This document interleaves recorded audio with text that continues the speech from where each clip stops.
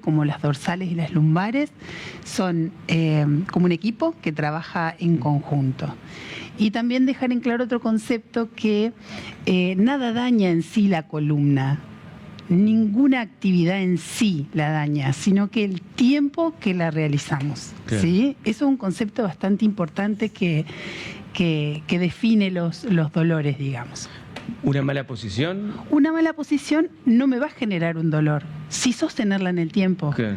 Por eso los orígenes que me preguntabas hoy pueden ser de origen mecánico, personas que trabajan con una sobrecarga constante en la zona lumbar, personas que trabajan muy quietas todo el tiempo en computadoras, personas que manejan mucho, la ama de casa que limpia de manera sostenida en diferentes posturas, en posturas idénticas todo el tiempo, un deportista que realiza gestos deportivos con una mala mecánica o repetitivos, y eso tiene que ver mucho con cómo realizamos las actividades.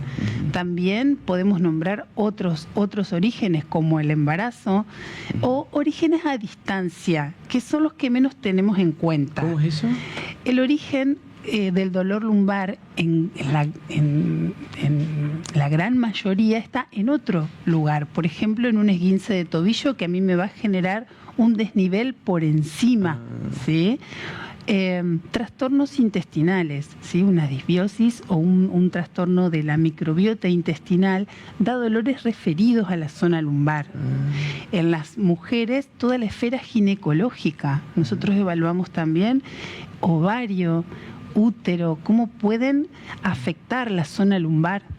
No nos olvidemos de la zona renal, de nuestro sistema renal, que también da dolores lumbares un poquitito más alto. Yo quiero contarles a propósito de eso, que cuando volví de las vacaciones yo venía con un dolor lumbar tremendo y yo le dije, creo que tengo una lumbalgia, y me dijo, ¿dónde es acá? Entonces me dijo, vos aguantaste mucho en el viaje para orinar. Ese es un dolor de los riñones en realidad. Sí, y tal cual, ¿eh?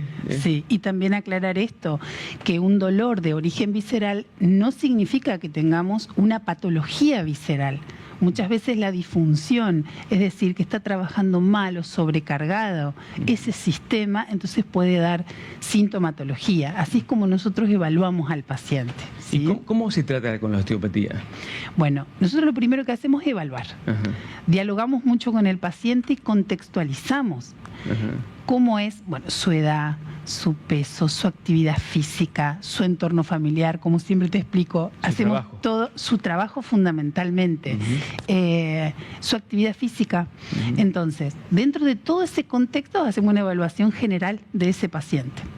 En base a todo lo que nos cuenta, inclusive cuántas veces come en el día, porque nosotros tomamos cada ingesta como un proceso inflamatorio, cuánto tiempo sostiene las actividades que realiza y cómo está su ámbito emocional o psicoemocional. Porque también influye. Sí, sí. También evaluamos la esfera emocional con ese paciente. ¿Hay aspectos emocionales que tienen repercusión directa en algún tipo de dolor en el cuerpo? Algún tipo, no, en todos los dolores. Sí, o sea, es un ámbito que en mi sesión nunca pasa desapercibido, al contrario, tiene un espacio bastante importante donde dialogamos cómo está transitando en ese momento ese paciente con sus emociones, en cómo gestiona las emociones esa persona. Hay personas que cualquier dificultad o cualquier cambio dentro del día le afecta tremendamente, como hay otras personas que no. Entonces es un aspecto que nosotros no podemos dejar de considerar en una persona. ¿Y cómo se trata? ¿Cómo tratamos la lumbalgia? Bueno, nosotros hacemos mucha terapia manual. En este caso estamos viendo una camilla que hace una tracción, ¿sí? Que genera un espacio dentro de las vértebras, como para decirlo de una manera fácil. Trabajamos con, si es necesario, thrust, que son las manipulaciones de alta velocidad, quiroprácticas. Trabajamos sobre las vísceras, si es necesario, y trabajamos sobre toda la columna, porque como dijimos, nosotros consideramos que la columna trabaja como un todo. Si yo tengo una zona dorsal que no permite la movilidad, la zona lumbar se va a ver afectada. Voy a evaluar sus pies, voy a evaluar su pisada, voy a evaluar su postura, voy a evaluar si tiene escoliosis, si tiene una cifosis avanzada o exagerada, ¿sí? Entonces, con las manos y con el diálogo vamos a trabajar con ese paciente en el consultorio. Pero una sesión que tiene una característica holística o integrativa como la que yo realizo, damos indicaciones para el día a día de ese paciente, que es lo que va a ayudar a el autoconocimiento, a la percepción, a la interocepción, quiere decir que el paciente sienta cómo está realizando esa movilidad. Que tome conciencia, claro. Que tome conciencia. Entonces, la persona que trabaja en su casa, la ama de casa o la persona que limpia en su casa o que ordena en su casa, va a saber cómo posicionarse y cuánto tiempo hacer determinado. Entonces, no lavar 70 pisos en el mismo día, por decirlo de una manera. Claro. La persona que trabaja muy quieta todo el tiempo, hacer los sitting break, que le llamamos, que son pausas activas. Levantarme cada hora, hacer un trabajito intenso corporal y darle un shock al organismo para no generar esa sobrecarga en la columna. El osteópata trabaja con las manos fundamentalmente. Con las manos. A mí me asombra cómo leen con las manos el cuerpo de eso, es una práctica increíble, ¿no? Sí, y hermosa. Sí, porque pueden saber lo que está pasando con solamente tocar. Sí, la turgencia del tejido, el calor del tejido, la fascia del paciente, la expresión del paciente cuando uno toca, cómo se mueve y cómo hay zonas que restringen el movimiento y zonas que permiten el movimiento, los pliegues en la piel. La expresión del cuerpo ante un movimiento. Qué fascinante. No, es hermoso, sí.